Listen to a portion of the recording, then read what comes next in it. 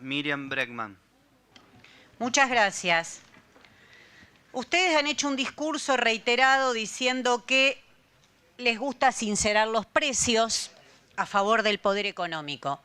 A mí me gustaría comenzar sincerando la discusión a favor de las mayorías populares, porque suena un poco raro la exposición que hizo la ministra diciendo que estamos hablando de una ley de tránsito, las reiteradas referencias a una ley de tránsito. Si esto fuese así y estuviésemos discutiendo un problema del derecho a circular y una ley de tránsito, la ministra tendría que estar preparando un mega operativo para la peregrinación a Luján, por ejemplo. Decenas de personas caminan hasta Luján. ¿Qué está pensando, en reprimirlas? Primera pregunta. Si es que estamos hablando de un problema de tránsito, tiene que estar preparándose ya a fines de septiembre, aprestando las tropas, poner muchos liniers y de ahí hasta Luján. ¿Es eso lo que estamos discutiendo?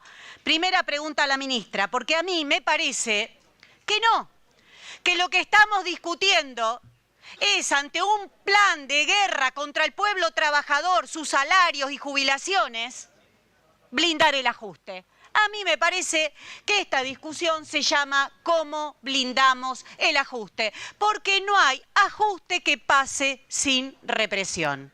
Entonces eso es lo que lo estamos discutiendo. Más aún, una vez más, como en el 2001, recordará usted, ministra, cuando el Fondo Monetario tiene su bota puesta sobre nuestra cabeza. Entonces ahí empiezan los ruidos represivos y ruidos fuertes, y ya sabemos cómo terminan. Entonces esa es mi primera pregunta.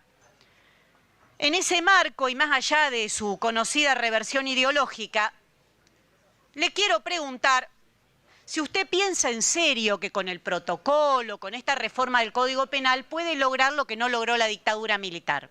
No lo logró la de Onganía, no la logró la del 76, porque siempre nuestro pueblo se manifestó. De hecho, nuestro país es famoso en el mundo por aquellas locas de la plaza que cada jueves iban y van a manifestarse, siguen yendo a manifestarse. ¿Qué les decía la dictadura en aquel momento? Circulen, circulen. Ahí nació la ronda. ¿Qué le dice usted? A la vereda, a la vereda. A la vereda, a la vereda. Repite. Que marchen por la vereda. Miles de personas, no sé cómo quiere usted que hagan, pero por la vereda, por la vereda.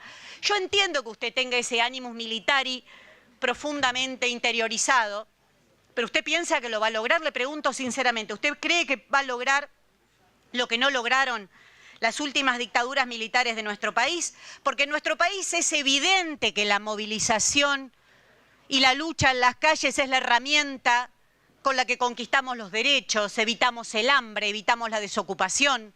Las mujeres lo sabemos, si no hubiésemos salido a la calle, difícilmente yo estaría sentada acá, difícilmente tendríamos el derecho al aborto. También sabemos, ¿no? He participado activamente las movilizaciones por anular la obediencia debida y el punto final. Años marchando para conseguir eso. Entonces, el 2x1 que dictó la Corte Suprema estaría vigente, los genocidas libres, si no hubiésemos salido masivamente a la calle. Por eso mi pregunta. Y relacionado con eso, porque hay muchos constitucionalistas que directamente dicen que el derecho a la protesta es el núcleo de la Constitución. Porque si te quitan el derecho a la protesta, después te pueden quitar el derecho a la salud, el derecho a la educación, y no vas a poder protestar, con lo cual cualquier derecho quedaría en la cuerda floja.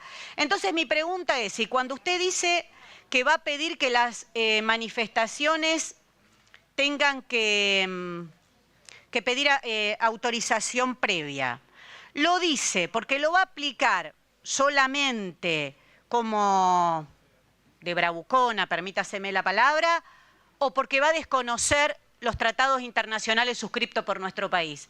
Porque en muchos de esos tratados internacionales hay opiniones consultivas, fallos de la Corte Interamericana, indican que no es necesaria la autorización previa.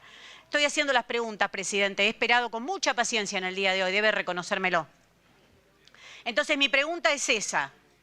Estamos claramente con la modificación del artículo 194 en una ley penal en blanco, totalmente abierta, como se dijo reiteradamente acá, le deja a usted la posibilidad de hacer lo que se le ocurra. A mí me llama la atención esta insistencia en el artículo 194, porque es un artículo que ni siquiera nace de una ley, se lo pone como verdad revelada. Un artículo mala redacción, intercambiábamos recién acá, ¿qué quiere decir entorpecimiento? Cuando el dueño de un bar pone sillas en una vereda, ¿está entorpeciendo, no está entorpeciendo? ¿Qué pasa? Que ni siquiera tiene origen en una ley el artículo 194, es producto de la dictadura de Onganía, de un decreto de ley sacado por un tipo, un burócrata en un escritorio. Obviamente, dictadura no lo discutió con nadie.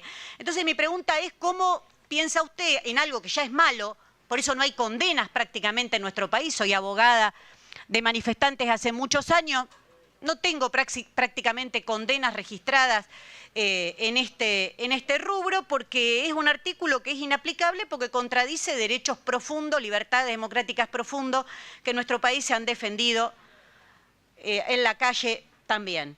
Cuando habla de arma impropia, ¿usted se da cuenta que la condena... Sí, ya termino. Gracias. Perdón, ministra, cuando usted habla de arma impropia, ¿se da cuenta que la condena que propone es mayor que la que tuvo Agosti en el juicio a las juntas? Digo, pues usted nombró la palabra proporcionalidad 20 veces, pero si vamos a hablar de proporcionalidad, no puede tener aquel que tenga un arma impropia, que me gustaría escuchar ejemplos, cuáles serían esas armas impropias. Esto, ¿qué es un arma impropia? Mi celular, que también se lo puedo revolear por la cabeza, no sé, me gustaría que me lo expliquen. Bueno, va a tener más pena que Agosti. Yo quiero saber si eso a usted le parece proporcional. Que los genocidas de 30.000 detenidos desaparecidos tengan menos pena que el del arma impropia.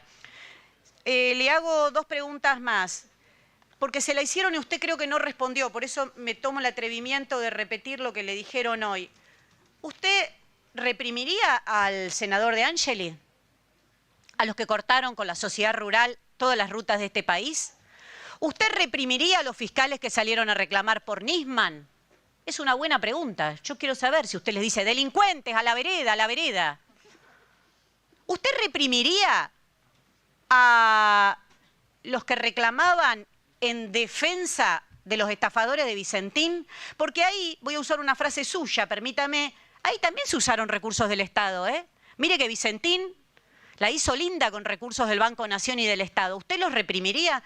Yo quiero saber, porque si no, delincuente es aquel que reclama contra su gobierno, delincuente es aquel que es trabajador, delincuente es aquel que reclama como parte de un movimiento social, pero los que ya pasan a tener cierto patrimonio, doble apellido, pertenecen al Poder Judicial o al Ministerio Público Fiscal, etcétera, etcétera, o son dueños de grandes extensiones de campo, esos no son delincuentes y esos sí pueden cortar la ruta, cortar la calle, ir a tribunales. Eso hay que aclararlo porque hace un ruido terrible, ministra, le digo la verdad. Hace un ruido terrible. Y la última pregunta, creo que es la última.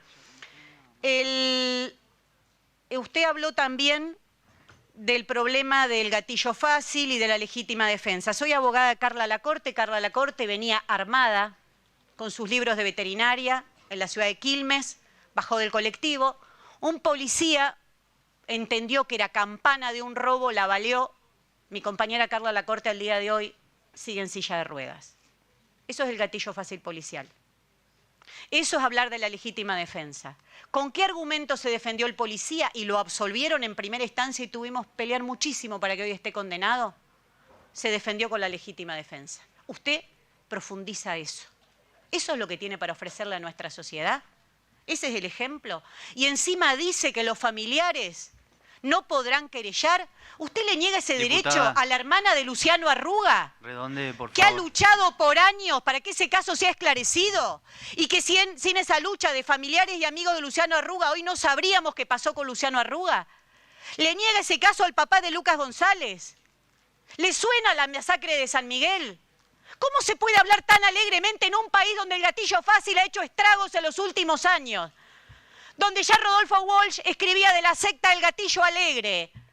¿Cómo puede ser? Y acá se viene, se dice y se tiran números, cosas que no tienen nada que ver con la realidad.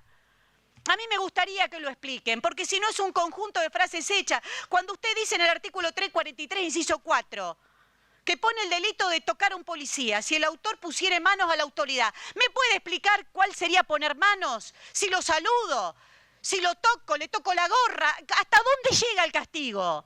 Pero en serio escriben estas cosas, el delito de tocar. ¿Cómo pueden escribir esto y nos pueden tener en enero discutiendo esto? Si usted quiere poner esto como mínimo, llame a la Comisión de Legislación Penal, nos reunimos, discutimos qué es tocar, discutimos qué es arma impropia. Pero así no. Esto es una cosa increíble. Y cuando le preguntan de temas bastante más serios, usted no dice nada. Pues yo los medios, digo, parece Bukele.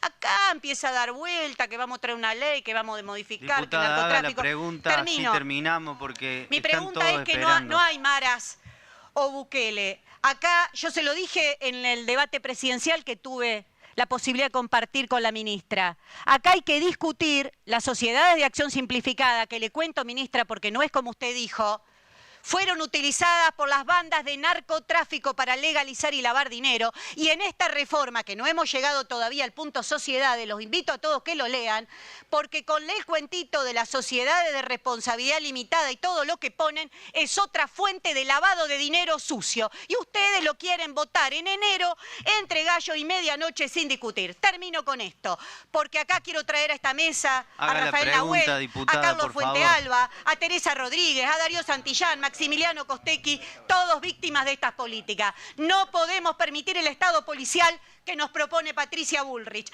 Pero sepa una cosa, Ramón Falcón era un asesino de trabajadores y no hay ninguna reivindicación posible a un asesino como él. Y además le voy a decir algo para terminar. Cuando los pueblos se rebelan, no hay matón, matona, bravucón, bravucona que los pare. Muchas gracias.